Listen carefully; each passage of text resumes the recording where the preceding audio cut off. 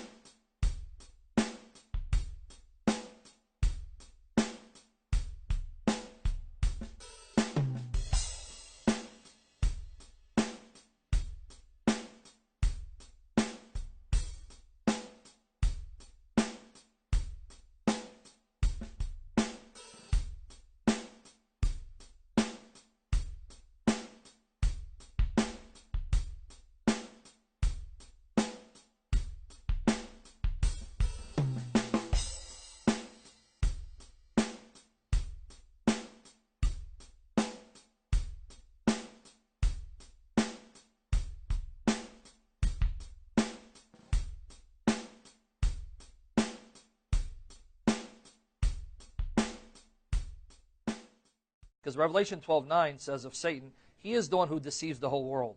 And Jesus Christ our Lord in John 8:44 says that Satan, the devil, is the father of lies. Not God, but Satan, right?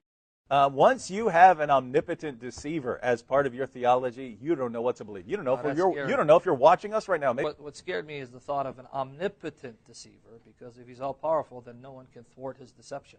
So that's scary.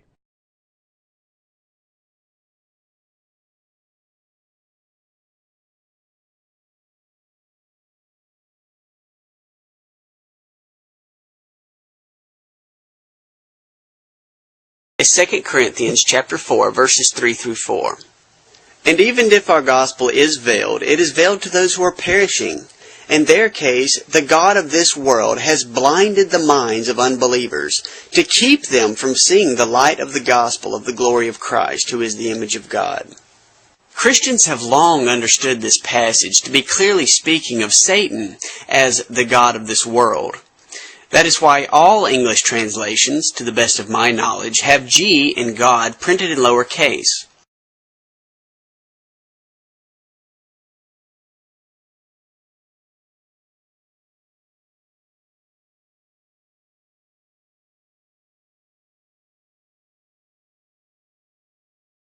A good friend of mine by the name of Don Hartley has written an excellent work that addresses the issue of who really is the theos of 2 Corinthians 4:4, and he makes a pretty strong argument that we should read that text as a judgment text, and that it is God who is in reference there.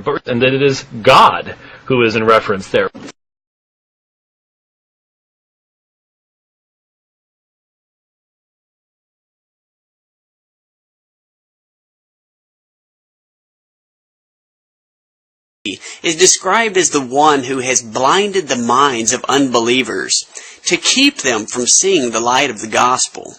Once you have an omnipotent deceiver as part of your theology, you don't know what to believe. You don't know you don't know if you're watching us right now.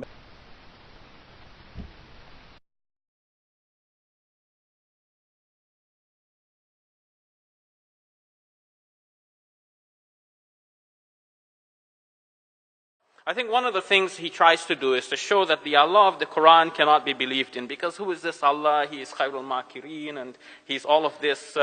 Can we respect the character of Allah as depicted in the Quran?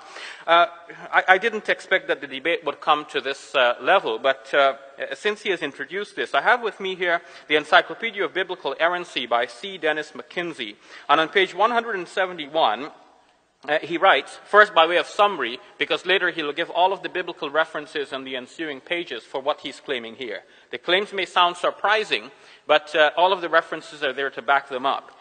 What he says is this, and I quote his words: God created evil. Evil came from the Lord. He deceived and told people to lie. He rewarded liars. He ordered men to become drunk. He rewarded the fool and the transgressor. He delivered a man, Job, into Satan's hands. He caused indecency. He spread dung on people's faces. He ordered stealing. He made false prophecies. He changed his mind. He caused adultery. He ordered the taking of a harlot. He killed people. He ordered the killing of people. He has a temper. He's often jealous. He practiced injustice. He repented. He played favorites. He sanctioned slavery. He degraded deformed people. He punished bastards for being illegitimate. He punished many for the acts of one. He punished children for their father's sins. He punished a man for following his orders. He prevented people from hearing his words. He supported human sacrifice. He ordered cannibalism. He demanded virgins as a part of the war plunder. He ordered gambling. He required an unbetrothed virgin to marry her seducer. He ordered horses to be hamstrung. He sanctioned the violation of the enemy's women, and so on and so forth. Now, I don't agree with everything the author says here, and obviously he's not referring to God as depicted in the Quran here. He is referring to God as depicted in the Bible.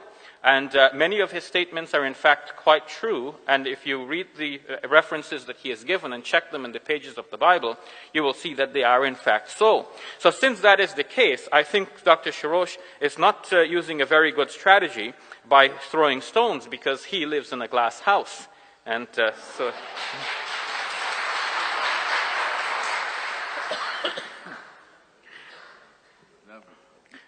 You like that, eh?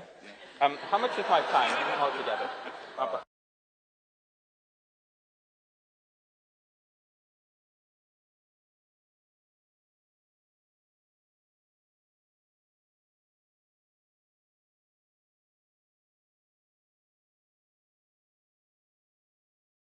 يريدون ليطفئوا نور الله بأفواههم والله متم نوره ولو كره الكافرون